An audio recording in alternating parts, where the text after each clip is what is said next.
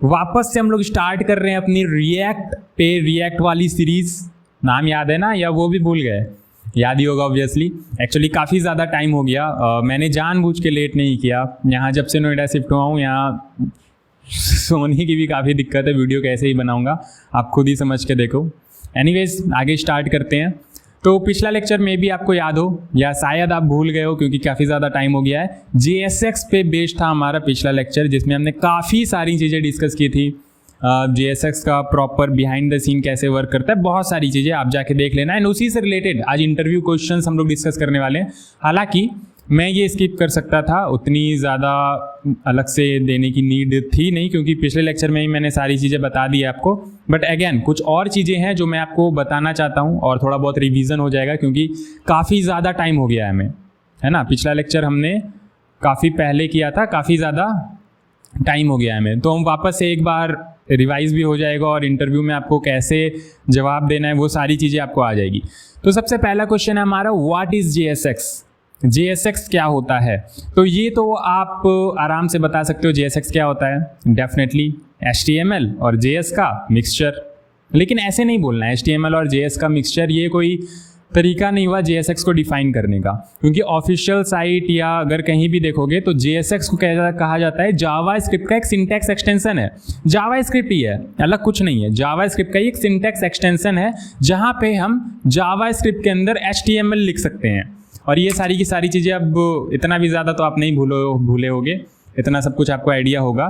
तो ये app.jsx मैंने ओपन किया यहाँ पे, ये वीट वाला हमारा प्रोजेक्ट, अभी हम इसी को रन कर रहे हैं। मैंने ऑलरेडी रन कर दिया टाइम बचाने के लिए, ठीक है।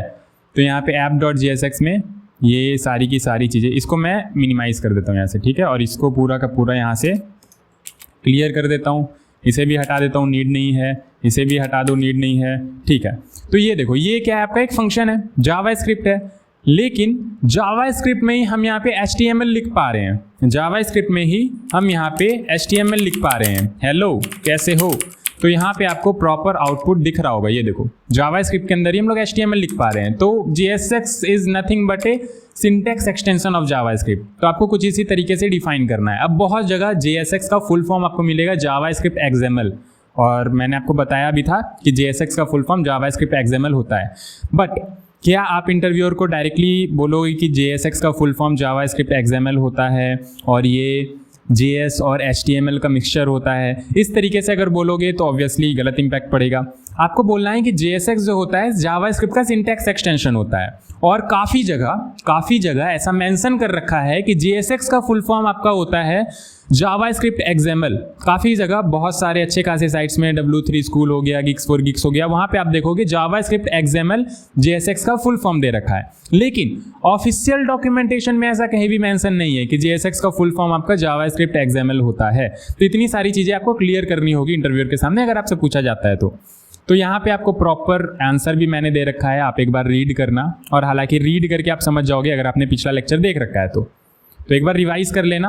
बस पिछला लेक्चर आप रिवाइज कर लेना और एक बेसिक्स वाला जो लेक्चर था वो रिवाइज कर लेना, और अभी वापस से कंटिन्यू कर लो, आराम से आपकी सारी चीज़ें हो जाएगी।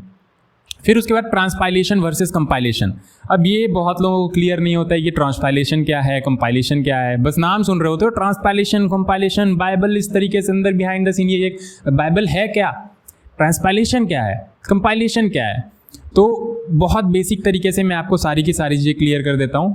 ट्रांसपाइलेशन आपका होता है कि एक वर्जन ऑफ कोड से दूसरे वर्जन ऑफ कोड में कन्वर्ट करना। सिमिलर लैंग्वेज जो कि है आपका JS मान लो, तो JS का एक वर्जन जैसे कि ES6 हो गया, आ रही है ना ये सारी चीज़ें, ये जावास्क्रिप्ट का पार्ट है। जावास्क्रिप्ट अगर आपने नहीं देख रखा है प्रीमियम JS वाली सीरीज़ तो देख लेना। यहाँ पे आपके पास अभी ES6, ये इसे क्या हो गया, छोड़ो जो भी हुआ है, ES6 और एक है आपके पास ES5। तो मान लो मैं ES6 वाले जावास्क्रिप्ट को अगर ES5 में कन्वर्ट करना चाहता हूं, तो इस प्रोसेस को हम लोग बोलेंगे यहाँ पे ट्रांसपाइलेशन। यहाँ पे ट्रांसपाइलेशन वाला प्रोसेस हो रहा होता है, जहाँ पे एक वर्जन ऑफ कोड किसी एक ही लैंग्वेज का एक वर्जन ऑफ कोड को दूसरे वर्जन ऑफ कोड में कन्वर्ट करते हैं, ठीक है। एक वर्जन हो गया आपका ES6 जो कि लेटेस्ट वाला वर्जन है, ओल्डर वर्जन जावास्क्रिप्ट का ES5। तो अगर ES6 से ES5 में कन्वर्ट कर रहे हैं तो हम लोग बोलेंगे ट्रांसपाइलेशन हो रहा है। ऑलराइट, और ये सारी की सारी चीज़ें आ रही है। अगर आपको लग रहा है कि मैं बहुत फास्ट जा रहा हूँ, बहुत तेज़ी में समझा रहा हूँ, तो ऐसा बिल्कुल नहीं है। बहुत बेसिक से ये सब कुछ मैंने बता रखा है। ठीक है, तो आपने नहीं देखा है वो बात अलग है। तो ट्रांसपाइलेशन क्या करता है? Converting code from one version of a language to another. जैसे JSX को ही अगर आप JS में कन्वर्ट कर रहे हो, अभी मैंने बताया JSX क्या होता है, nothing but A JavaScript syntax extension. तो JSX कुछ नहीं है, जावास्क्रिप्ट पे ही बेस्ड है, सिंटैक्स एक्सटेंशन है। तो अगर JSX को ही आप JS में कन्वर्ट कर रहे हो, ट्रांसपाइलेशन हो रहा है। ES6 को आप ES5 में कन्वर्ट कर रहे हो, ट्रांसपाइलेशन हो रहा है। वहीं कंपाइलेशन का मतलब क्या होता है? कंपाइलेशन आपने देखा होगा, C लैंग्वेज अगर आपने पढ़ रखा है, C लैंग्वेज या C++, कोई भी नॉर्मल लो लेवल लैंग्वेज अगर आपने पढ़ रखी है, तो वहाँ पे आपने देखा होगा कि आपका जो भी सोर्स कोड होता है उसको मशीन कोड में कन्वर्ट किया जाता है ताकि मशीन आपके कोड को आसानी से समझ पाए। अब बहुत ज़्यादा इसमें मैं जाता नहीं हूँ, यहाँ पे सिंपल कंपाइलेशन का मतलब ये होता है कि ह्यूमन रीडेबल कोड को आपको लोअर लेवल कोड में, या कह सकते हो आप मशीन कोड में कन्वर्ट कर देना है। इतना तो आपको पता होगा ना कि मशीन को ये मतलब अल्फा बीटा गामा समझ में नहीं आता है, मशीन को समझ में आता है ऑन एंड ऑफ। ठीक है, मशीन को बस ये दो चीज़ें समझ में आती है, ऑन एंड ऑफ। ऑन को हम लोग 1 से रिप्रेजेंट कर देते हैं, ऑफ को 0 से। 1 0 1 0 का कॉम्बिनेशन बना के सारी की सारी चीज़ें इंटरनली हो रही होती है, हमें उससे लेना देना नहीं है। हम तो कोड लिख रहे होते हैं जो भी इफ एल्स अपने इंग्लिश लैंग्वेज में, हमारा काम हो रहा होता है। तो कंपाइलेशन का मतलब यही होता है कि जो भी हम ह्यूमन रीडेबल कोड लिख रहे हैं, चाहे आप C लैंग्वेज में लिख रहे हो इफ एल्स वगैरह, या JSX में या जावास्क्रिप्ट में लिख रहे हो, तो वहाँ पे आपके लोअर लेवल लैंग्वेज में जो भी lower level code, machine code में जो भी आपका कन्वर्जन हो रहा होता है, उससे हम लोग बोलते हैं कंपाइलेशन। और एक वर्जन ऑफ कोड का दूसरे वर्जन ऑफ कोड में कन्वर्जन को क्या बोलते हैं? ट्रांसपाइलेशन। तो बस इतनी सी चीज़ें ध्यान रखनी है, आपसे पूछा जा सकता है तो आप बता सकते हो। फिर बेबल, बहुत इंपॉर्टेंट काम है यहाँ पे React.js में बेबल का, आगे और भी देखेंगे, बट बेबल को अगर सिंपल तरीके से आपको डिफाइन करना है तो ये जावास्क्रिप्ट ट्रांसपाइलर, जावास्क्रिप्ट का एक ट्रांसपाइलर है जो कि ट्रांसफॉर्म करता है मॉडर्न JS या JSX को, ध्यान से देखना, मॉडर्न JS या फिर JSX को ब्राउजर कंपेटिबल JS में। ब्राउजर कंपेटिबल JS मतलब JS का पूरा लेना देना ब्राउजर से ही है, इतना आपको पता होगा। ठीक है, JS आपका ब्राउजर से ही आया है, ब्राउजर से पूरा का पूरा लेना देना है, आप ब्राउजर में ही से रन कर रहे होते हो। तो ब्राउजर कंपेटिबल कहने का मतलब है कि ब्राउजर को आसानी से समझ में आनी चाहिए ब्राउजर किस JS को रन कर पा रहा है। अब आप JSX ब्राउजर को दोगे तो ब्राउजर JSX थोड़ी रन कर पाएगा, नहीं। इधर कुछ दिनों पहले मैंने आपको बताया था, वही पिछला लेक्चर, कि JSX आपका behind the scene react.create element में कन्वर्ट होता है एंड उसके बाद फर्दर वो ES5 वाले सिंटैक्स में कन्वर्ट होता है। अभी मैं आपको दिखाता हूँ किस तरीके से होगा, बिहाइंड द सीन वाला थोड़ा सा और एक बार मैं रिकैप करा दूंगा। तो कुछ इस तरीके से आपका काम हो रहा होता है, JS या JSX को ब्राउजर अंडरस्टैंड कर पाए ऐसे लैंग्वेज में कन्वर्ट करना, मतलब जावास्क्रिप्ट के ही लोअर वर्जन में कन्वर्ट कर देना जो कि ब्राउजर अंडरस्टैंड कर पाए, ये काम होता है आपका बेबल का। तो बेबल क्या, एक जावास्क्रिप्ट ट्रांसपाइलर है, जावास्क्रिप्ट ट्रांसपाइलर है, एक वर्जन को दूसरे वर्जन में कन्वर्ट कर रहा है। ठीक है, ये सारी चीज़ें थ्योरेटिकल जा रहा हूँ मैं थोड़ी सी, बट इम्पॉर्टेंट है, काफ़ी ज़्यादा इम्पॉर्टेंट है। प्रैक्टिकल भी आगे आएंगे और डेप्थ में जाएंगे। ठीक है, अब थोड़ा बहुत टाइम का लॉस हो गया है तो क्वालिटी का तो लॉस नहीं होना चाहिए, तो उस पर थोड़ा सा और डेप्थ में मैं जाने की कोशिश करूँगा और प्रोजेक्ट्स अच्छे खासे बनवाऊँगा, एक्सेप्शनली कुछ ना हो जाए मेरे साथ ज़्यादातर एक्सेप्शनली कुछ हो रहा होता है, तो वो एक्सप्लेन भी नहीं किया जा सकता। What happens with JSX behind the scene? तो behind the scene क्या होता है? अभी आप जो JS लिख रहे हो, ध्यान से सुनो, सोने लगते हो, जैसे ही थ्योरी पढ़ना स्टार्ट होता है सोने लगते हो। यहाँ पे जब भी आप JSX लिख रहे होते हो कुछ इस तरीके से लिख रहे होते हो, यहाँ पे आपने एक फंक्शन बना दिया इस तरीके से, ये रहा आपका फंक्शन, और यहाँ पे आप नॉर्मल HTML लिख रहे होते हो, H1 लिख दो या फिर div लिख दो। मान लो मैं div लिखता हूँ, यहाँ पे लिखता हूँ हेलो हाउ आर यू, तो ये हमारा एक div हो गया। अब यही अगर आप बिहाइंड द सीन देखो तो ये वाला कोड आपका कन्वर्ट होता है कुछ इस तरीके से, ये जो मैंने अभी आपका लिखा ना, ये कुछ इस तरीके से आपका यहाँ पे कन्वर्ट हो रहा होता है। इसको भी ये पूरा ही हटा दो यहाँ पर से, और चार्ज भी खत्म हो गई। ठीक है, तो यहाँ पे आपका रिएक्ट इंपोर्ट नहीं है, यहाँ पे मैं इंपोर्ट कर लेता हूँ, import react from react. All right, तो यहाँ पे react dot create element, okay मैं थोड़ा सा गलत लिख रहा हूँ, एक मिनट रुक जाओ। यहाँ पे इसको पूरा का पूरा कमेंट कर दो, और यहाँ पे हमें रिटर्न करना है react डॉट क्रिएट एलिमेंट। ये सब कुछ मैंने बता रखा है आपको तो यहाँ पे ये रिएक्ट डॉट क्रिएट एलिमेंट अपने अंदर क्या ले रहा होता है, 3 पैरामीटर ले रहा होता है। ये जो आपका फंक्शन है ये 3 पैरामीटर ले रहा होता है। सबसे पहला तो आपका टैग नेम ले रहा होता है कि कौन सा टैग आप यूज कर रहे हो। दूसरा ये ले रहा होता है आपका प्रॉप्स, एट्रीब्यूट्स वगैरह, जैसे div आपने लिख रखा है उसमें कुछ एट्रीब्यूट दे रखा है, h1 आपने लिख रखा है उसमें कुछ स्टाइल एट्रीब्यूट, क्लास एट्रीब्यूट कुछ भी दे रखा है, तो वो एट्रीब्यूट यहाँ पे प्रॉप्स की तरह ही ट्रीट करते हैं। रिएक्ट जेएस में सारी की सारी चीजें प्रॉप्स ही होती है, एट्रीब्यूट्स वगैरह जो आप देख रहे थे वो यहाँ पे प्रॉप्स ही है, ठीक है। तो यहाँ पे आपके पास आ जाएगा प्रॉप्स, फिर उसके बाद आपके पास आ जाएगा चिल्ड्रन, जो div के या h1 के अंदर जो भी लिख रहे हो वो आपका हो गया चिल्ड्रन। अगर मैं आपको यहाँ पे और प्रॉपर क्लियर तरीके से बताऊं, देख लो थोड़ा सा क्लियर कर लो, भूल गए होगे इसलिए मैं थोड़ा सा ज़्यादा रुक के बता रहा हूँ, अदरवाइज तो ये सारी की सारी चीज़ें आपको आती है। तो यहाँ पे जो नॉर्मल इस तरीके का आपने कुछ h1 लिख रखा है हेडिंग टैग, और यहाँ पे आपने मान लो एक क्लास एट्रीब्यूट यूज़ कर रखा है और इसका वैल्यू है फालतू, ठीक है, कुछ ऐसा एट्रीब्यूट है। और यहाँ पे आपने चिल्ड्रन दे रखा है दिस इज़ हेडिंग या दिस इज़ हेडिंग, ठीक है। और यहाँ पे आपका h1 टैग क्लोज हो गया। तो ये आपका नॉर्मल जो आपने JSX में लिखोगे इसी तरीके से लिखोगे। अब यहाँ पे कन्वर्जन जो होता है बिहाइंड द सीन, क्योंकि ब्राउज़र को JSX समझ में नहीं आता है तो कुछ ना कुछ कन्वर्जन होगा। तो यहाँ पे ये JSX जो है प्योर JS वाले फॉर्मेट में कन्वर्ट हो रहा होता है कुछ इस तरीके से।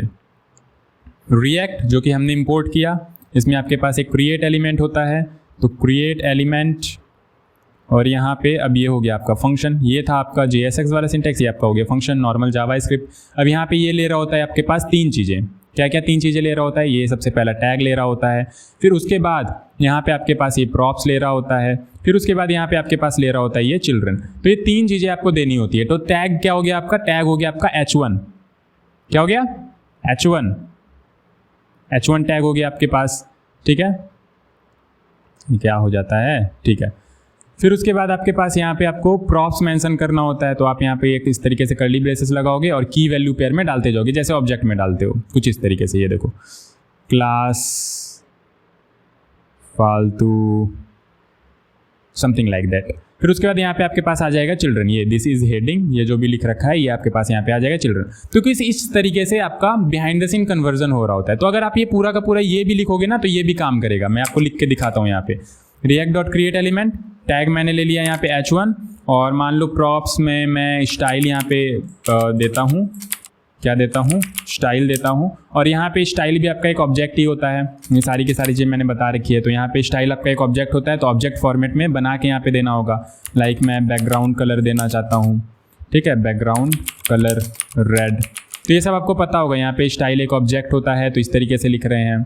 नॉर्मल HTML में आपका वो एक स्ट्रिंग होता था, तो उस तरीके से लिखना होता था। यहाँ पे आपका स्टाइल एक ऑब्जेक्ट होता है, ठीक है। तो कंसिस्टेंसी मेंटेन रखने के लिए ये सारी की सारी चीज़ें हैं। बाकी आप और देख सकते हो, थोड़ा बहुत एक्सप्लोर कर सकते हो, ठीक है। तो ये हो गया आपका स्टाइल। और कोई एट्रीब्यूट या प्रॉप्स देना है क्या, नहीं देना है। फिर चिल्ड्रन यहाँ पे आपके पास आ जाएगा। तो इसको मैं थोड़ा सा और अरेंज कर दूँ। सबसे पहला तो ये हो गया, दूसरा आपके पास एट्रीब्यूट या प्रॉप्स आपको कहना ज़्यादा बेटर होगा। फिर उसके बाद तीसरा आपके पास चिल्ड्रन होगा। तो चिल्ड्रन में मैं दे देता हूँ हेलो हाउ आर यू। तो कुछ इस तरीके से यहाँ पे आपका स्ट्रिंग होगा ना ये, ठीक है, बन गया। तो ये आपके पास हो गया टैग नेम। फिर उसके बाद आपके पास यहाँ पे आ गया आपका प्रॉप्स, और यहाँ पे आपके पास आ गया चिल्ड्रन। तो क्या ये काम करेगा? डेफिनेटली काम करेगा, डेफिनेटली काम करेगा। कुछ प्रॉब्लम हो गया, 1 मिनट रुक जाओ। रिएक्ट डॉट क्रिएट एलिमेंट, यहाँ पे h1 को इस तरीके से देना था क्या? हाँ ठीक है। तो यहाँ पे ये देखो h1 को ये वेरिएबल की तरह ट्रीट कर रहा होगा, इसलिए यहाँ पे एरर आ रहा था कुछ। तो यहाँ पे आपको स्ट्रिंग की तरह देना है, ठीक है। तो ये आपके पास यहाँ पे प्रॉपर आउटपुट दिख रहा है। अगर इसी को मैं इस तरीके से लिखूँ तो ये गलत होगा क्या? नहीं, इस तरीके से भी आपको प्रॉपर आउटपुट मिलेगा। बेसिकली हम इसी तरीके से लिखते हैं यहाँ पे h1, और यहाँ पे स्टाइल दे देता हूँ BG कलर रेड। अब यहाँ पे 2 कर्ली ब्रेसेस क्यों लगाते हैं, ये भी एक क्वेश्चन है अभी। या फटाफट आंसर करके बताओ कमेंट में कि यहाँ पे 2 कर्ली ब्रेसेस क्यों लगाते हैं, ठीक है। ये अगर आपने बता दिया प्रॉपर तरीके से बिना आगे वीडियो को देखे तो मतलब आप क्लियर हो, आपको अंडरस्टैंडिंग लग रही है आपको रिएक्ट की, ठीक है। तो ये हमारा h1 हो गया यहाँ पे, और यहाँ पे आपको इस तरीके से आउटपुट दिख रहा है।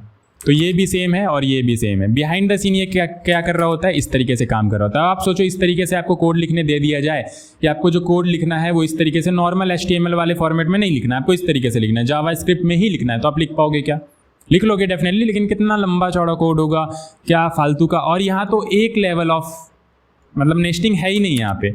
अगर आप और नेस्टिंग करना चाहो एलिमेंट के अंदर एलिमेंट, जैसे ये H1 एलिमेंट है या डिव एलिमेंट होता है, डिव के अंदर डिव, बहुत सारे एलिमेंट्स होते, तो यहाँ पे और ज़्यादा कन्फ्यूजिंग हो जाता है, ये बहुत ज़्यादा कॉम्प्लेक्स हो जाता।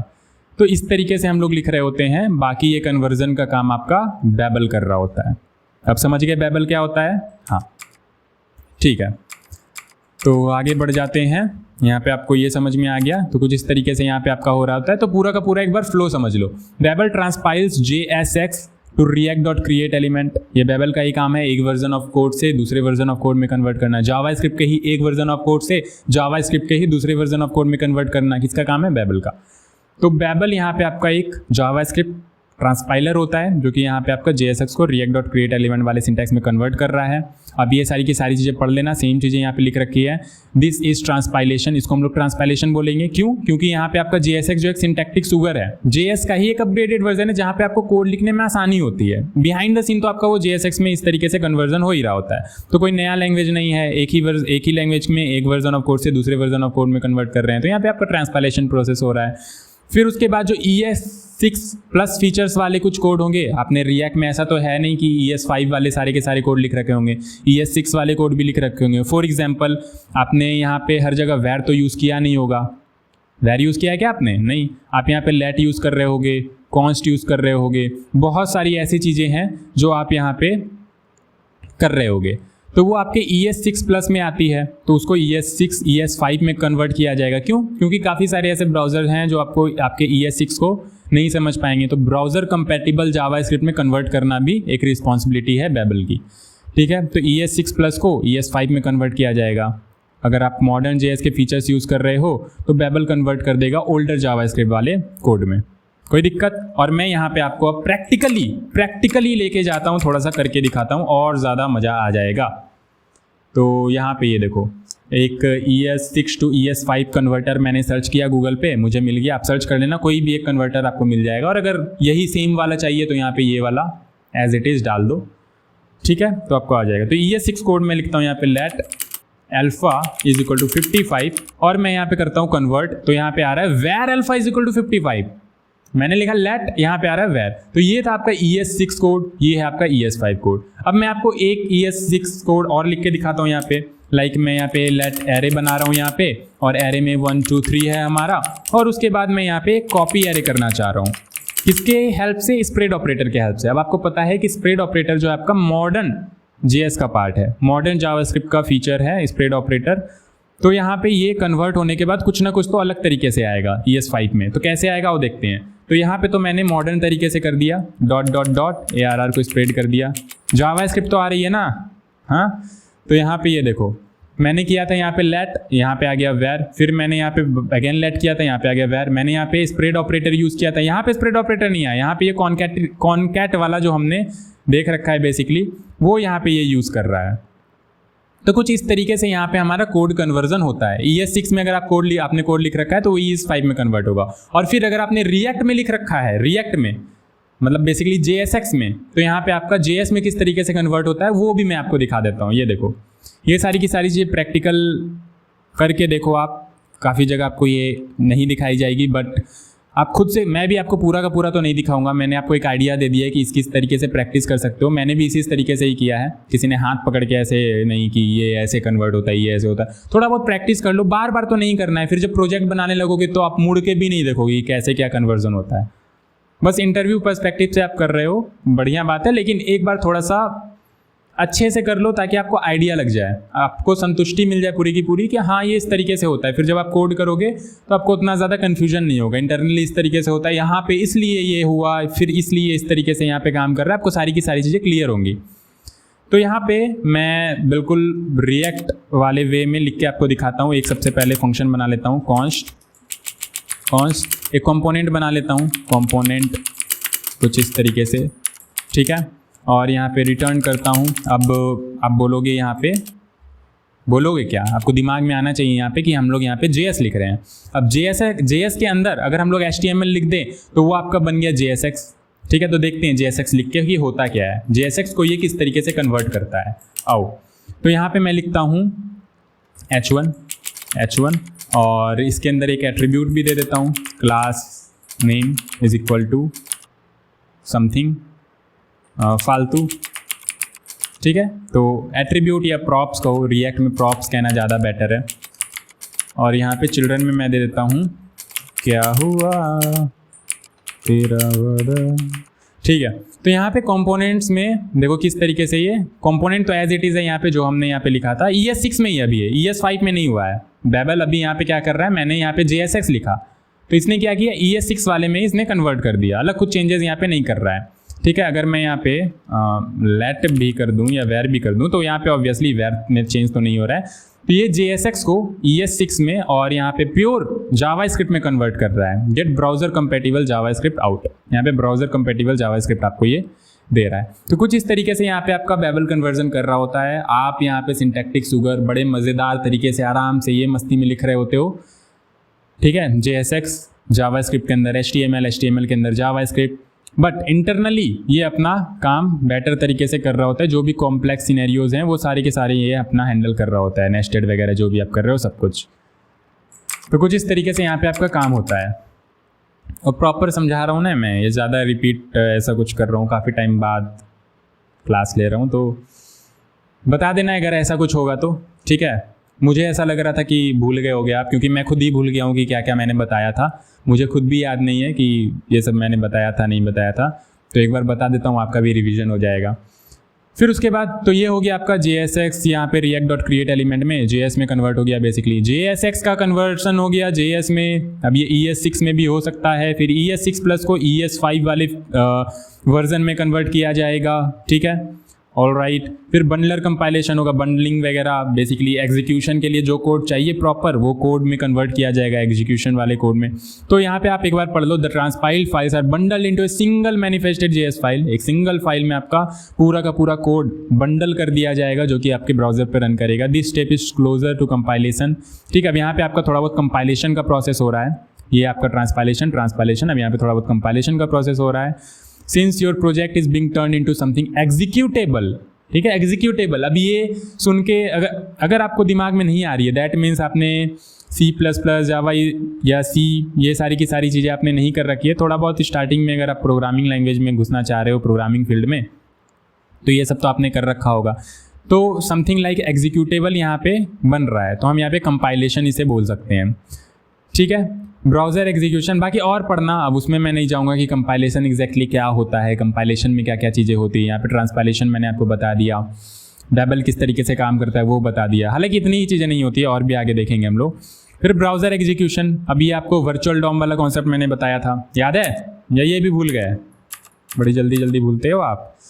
ये देखो, ये वाला कोड इस वाले कोड में कन्वर्ट होगा, फिर उसके बाद ES5 में कन्वर्ट होगा। ऑल राइट, तो वर्चुअल डॉम वाला कॉन्सेप्ट मैंने आपको बताया था कि रिएक्ट जो है आपका डॉम में डायरेक्ट चेंजेस नहीं करता है, कंपेयर करता है पहले फिर चेंजेस करता है। लाइक ये आपका मान लो एक रियल डॉम है, ये डिव है, फिर यहाँ पे इसका एक चाइल्ड है डिव, फिर यहाँ पे इसका एक चाइल्ड है पैराग्राफ, और आपने कुछ चेंजेस किए। क्या बोला मैंने? आपने कुछ चेंजेस किए इस ट्री में, डॉम ट्री में, जो भी डॉम है इसमें आपने कुछ चेंजेस किए। मान लो यहाँ पे आपने पैराग्राफ चेंज करके कर दिया H1, बाकी सब एज इट इज़ है। ये डिव जो पेरेंट है ये एज इट इज़ है, ये लेफ्ट वाला चाइल्ड एज इट इज़ है डिव, इसमें आपने बस चेंजेस किया है। या पैराग्राफ को H1 कर दिया है, उसके अंदर चाइल्ड में कुछ चेंजेस कर दिया। ठीक है, तो ये ट्री अपडेट कैसे होगा? सबसे पहले तो यहाँ पे आपका रिएक्ट का एक वर्चुअल डॉम क्रिएट होता है, एक lightweight copy real DOM का। अच्छा, ये रिकॉन्सिलेशन, डिफिंग वगैरह एक सिंगल वीडियो में आएगा आगे सेपरेट, जहाँ पे और भी हम लोग कुछ चीज़ें डिस्कस करेंगे।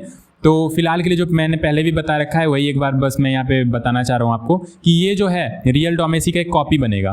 तो कॉपी बना लेते हैं, क्या करते हैं, कॉपी बना लेते हैं, लाइट वेट कॉपी बनेगा। इस कॉपी को हम यहाँ पे बोल देंगे, इस कॉपी को हम यहाँ पे बोल देंगे वर्चुअल डॉम, वर्चुअल डॉम। ये कॉपी आपका क्या हो गया, वर्चुअल डॉम। तो रिएक्ट एक वर्चुअल डॉम बनाएगा, कॉपी बनाएगा। अब रिएक्ट में जो भी चेंजेस होंगे, लाइक मैंने अभी आपको बताया पैराग्राफ को चेंज करके हमें करना है H1, तो हमने क्या कर दिया, इसको H1 कर दिया। तो H1 क्या रियल डॉम में चेंज होगा? नहीं, रियल डॉम में चेंज नहीं होगा, इसको हटा के ये H1 होगा, वर्चुअल डॉम में चेंज होगा। फिर उसके बाद ये रियल डॉम से कंपैरिजन करेगा कि क्या चेंज हुआ है, क्या डिव में चेंज हुआ है, नहीं।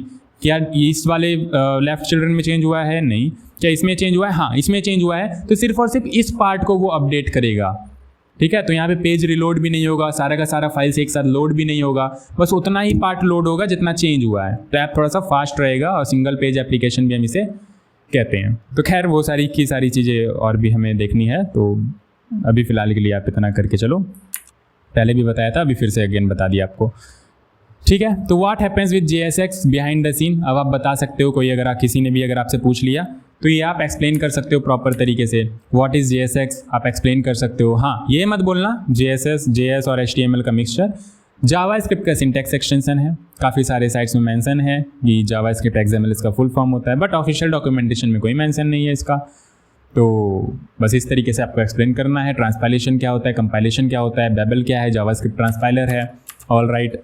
फिर उसके बाद why we use double curly braces in style attribute, अब ये आप खुद से बताओगे। हालांकि आपने सॉल्यूशन देख लिया, बट बिना अगर आपने नहीं देखा है तो खुद से बता दो कमेंट करके कि क्या होता है, क्यों होता है, किस तरीके से होता है। ये मैं आप पे छोड़ रहा हूँ, बहुत सिंपल है। पिछले लेक्चर में भी मैंने आपको बताया था कि एक हिंट दे देता हूँ, जहाँ पे भी हमें जावास्क्रिप्ट लिखना होता है वहाँ पे हमें करली ब्रेसेस इस तरीके से लगाते हैं। जावास्क्रिप्ट लिखना है तो करली ब्रेसेस लगाएंगे, और जो ऑब्जेक्ट है वो ऑलरेडी एक इस तरीके से करली ब्रेसेस लगा के लिखते हैं। तो क्वेश्चन ये है कि यहाँ पे हम लोग डबल करली ब्रेसेस क्यों लिख रहे हैं। ऑब्वियसली आपको सॉल्यूशन तो मिल ही गया, वो पढ़ लेना, इसको समझ में आ गया होगा। Why we need to use class name HTML4 instead of class and 4 in JSX। अब ये बहुत लोगों को पता नहीं चलता है, बस बोल दिया जाता है कि क्लास नहीं लिखना है, यहाँ पे क्लास नेम यूज़ करना है। HTML में आप क्लास लिखते थे, लेकिन JSX में बस आपको क्लास के बजाय क्लास नेम लिख देना है। HTML4 के बजाय HTML4 लिखना है। क्यों लिखना है ये तो बताओ। अगर आपसे मैंने पूछ दिया कि आपने JSX पढ़ा है, आप बोलोगे आप डेफिनेटली पढ़ा है। फिर मैंने बोला कि क्या आप वहाँ पे क्लास का यूज़ कर सकते हो, नहीं, आप बोलोगे मैं नहीं, हम वहाँ पे क्लास नेम का यूज़ कर सकते हैं। फिर मैंने पूछा क्यों, अब आप फंस गए।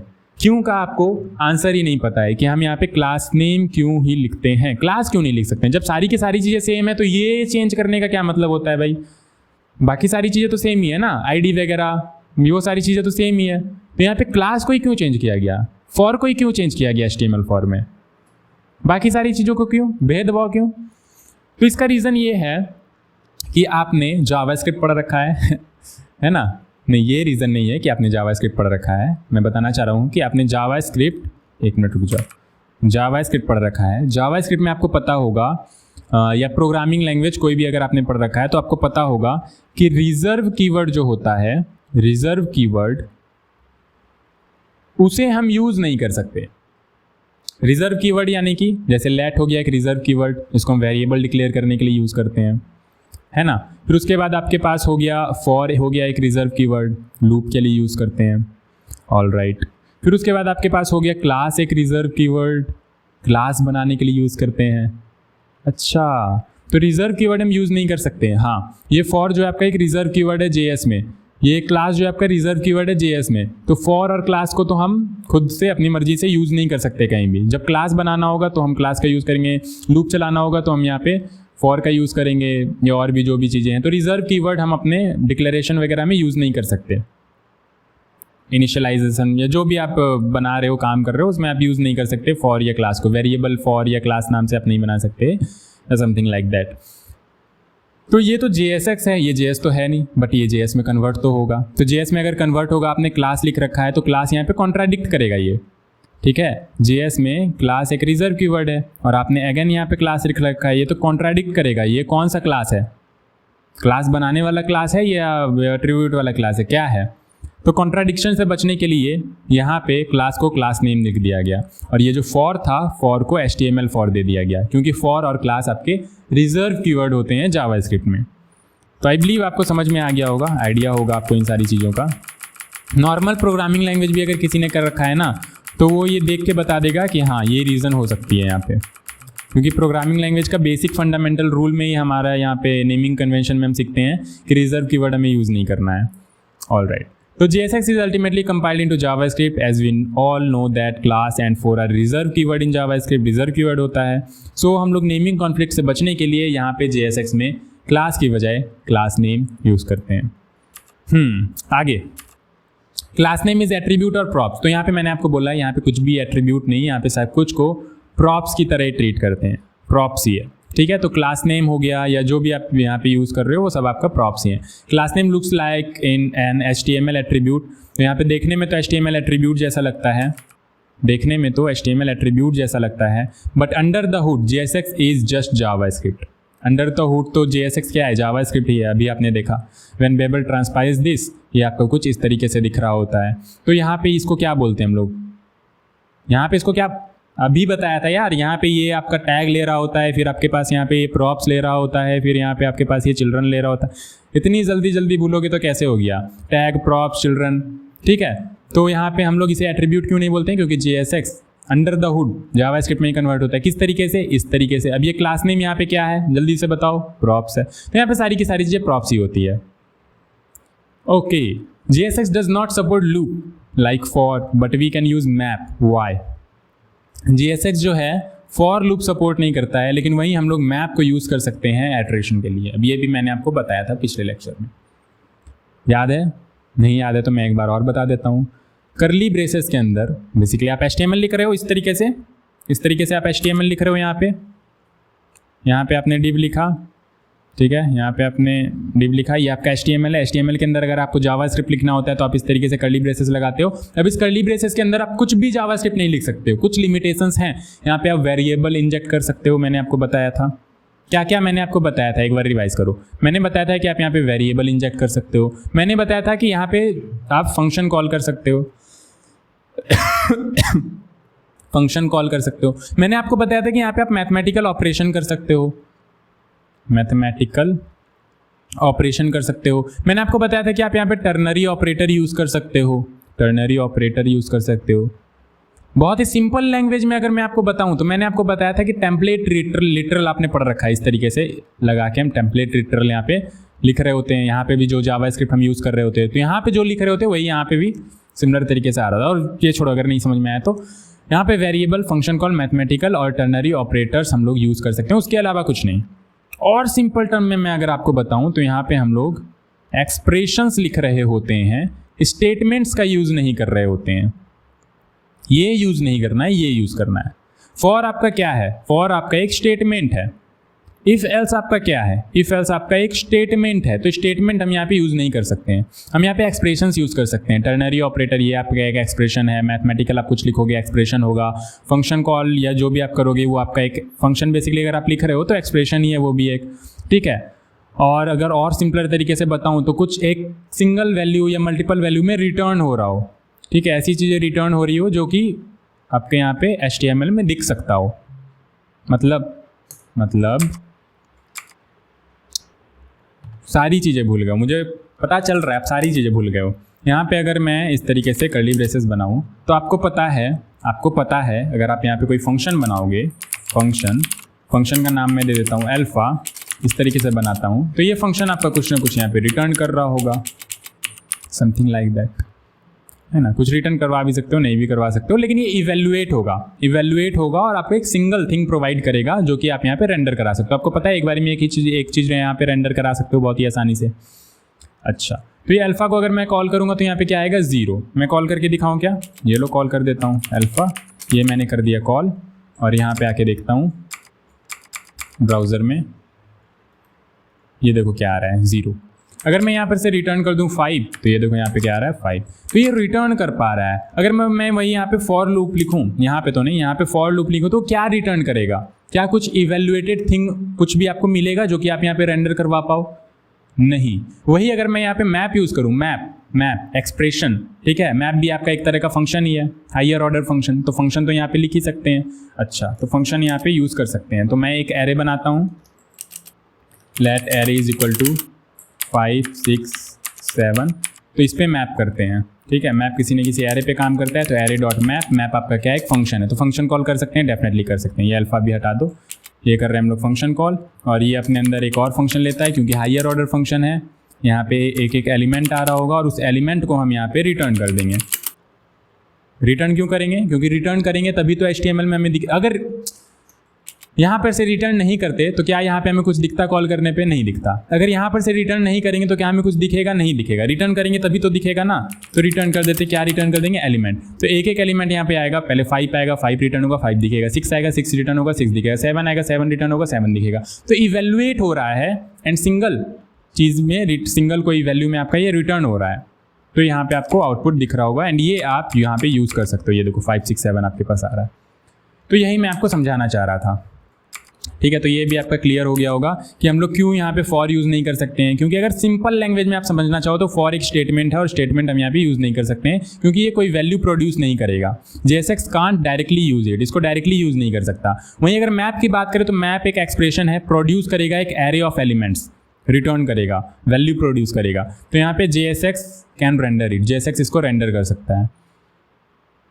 तो यहाँ पे फुल्ली अगर आप देखो तो रेंडर पे डिपेंड कर रहा है कि रेंडर हो पा रही है या चीज़ें नहीं हो पा रही है। ठीक है, तो सारी की सारी चीज़ें आपको यहाँ पे ध्यान में रखनी है। तो आपको समझ में आ गया और ये हो गया हमारा कंप्लीट।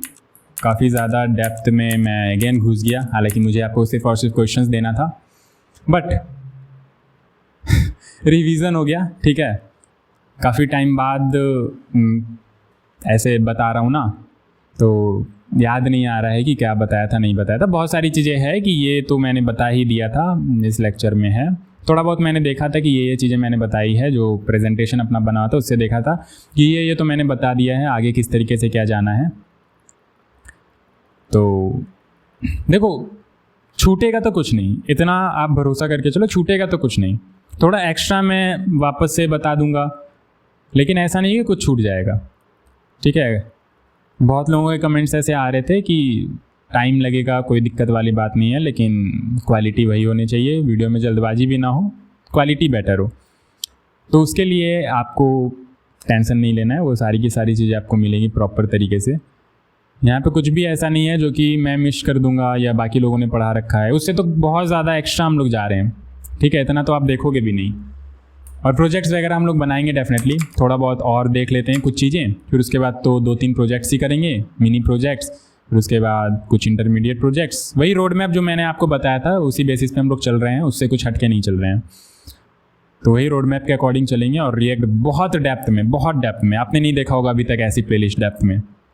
अभी तो बेसिक चल रहा है, बहुत डेप्थ में सब कुछ। ठीक है, ऐसा कुछ नहीं है जो मैं छोड़ दूंगा, सब कुछ। और अगर कुछ छोड़ूंगा तो बता के छोड़ूंगा, जो कि आप कर पा रहे होगे वैसी चीज़ें। ठीक है, तो अभी के लिए इतना ही। एंड अगेन जो भी लेट वगैरह हो गया उसके लिए सॉरी। थोड़ा बहुत आप लोग भी समझ लिया करो, समझते हो। बहुत मतलब 100% की अगर बात करूँ तो 99% मुझे मेरे सपोर्ट में दिखते हैं और उसके लिए बहुत अच्छा भी लगता है। बट 1% कुछ ऐसे भी होते हैं जो पता नहीं समझ नहीं पा रहे होते हैं। अब मैं वीडियो कैसे ही बनाता, आप सोचो उस समय जो बाढ़ आया था, मतलब अंदर घुसने की जगह नहीं थी, पूरे रूम में पानी भरा था, वहाँ पे वीडियो बनाना पॉसिबल है? नहीं है। क्या मैं आपसे पैसे ले रहा हूँ? नहीं ले रहा हूँ। क्या मेरे पास उतने पैसे होंगे कि अगर एक सेटअप बाढ़ में डूब गया तो दूसरा सेटअप बना के मैं आपको फिर दोबारा से पढ़ाने लग जाऊँ? नहीं, ऐसा मैं कुछ कर नहीं रहा है, या पेड कोर्स में नहीं पढ़ा रहा है जिससे कि ऐसा कुछ हो पाए।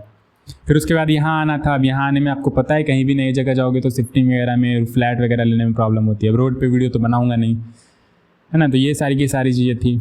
2-3 दिन तो मैं बस बाहर ही भटका हूँ, तो थोड़ा बहुत समझ लेना चाहिए।